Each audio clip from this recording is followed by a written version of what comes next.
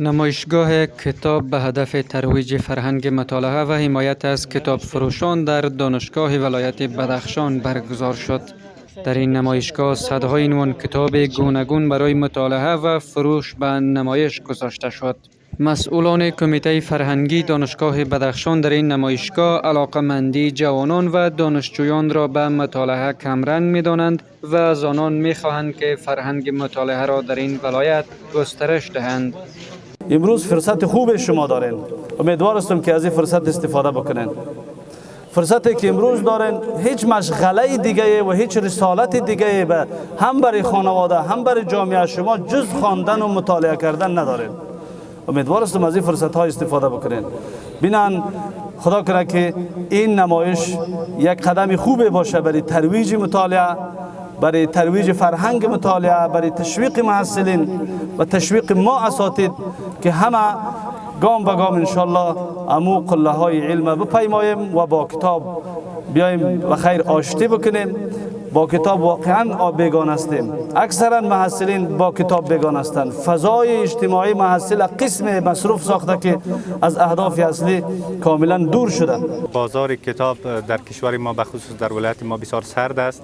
به منظور حمایت از کتابخانه ها و کتابداران فیض‌آباد و به منظور تشویق دانشجویان و مطالعه و کتابخوانی امروز ما نمایشگاه کتاب را در دانشگاه بدخشان از آدرس کمیته فرهنگی دانشگاه بدخشان برگزار کردیم.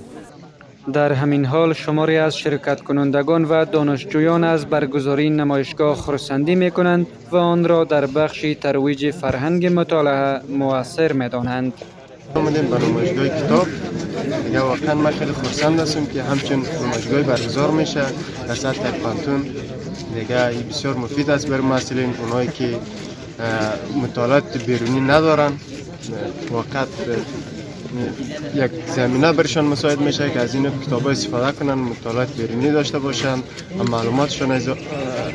معلومات بگیرن و معلومات اضافه شود. یا وقت خیلی خوشحال هستم.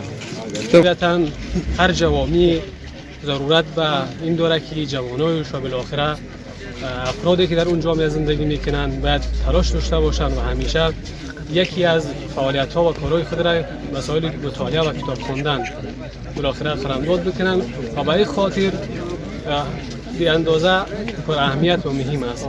و طبیعتاً نمایش کتاب که امروز در دانشگاه بدخشان برگزار شده خیلی مؤثر است، خوب هست و به دلیل اینکه محصلین میتونن در اینجا بیاین و با همون از آنجایی که مشکلات اقتصادی وجود داره اکثرا نمیتونن کتابخانه خریداری بکنن، حداقل 1% فکر کنم بهتری مد نظر گرفته که در کاهش برای کتاب‌های 1% بالاخره با قیمت ارزان‌تر میتونن اینجا به دست بیارن و بالاخره خوب است که همین انگیزه مطالعه و انگیزه کتابخوانی در جامعه رشد پیدا می‌کنه.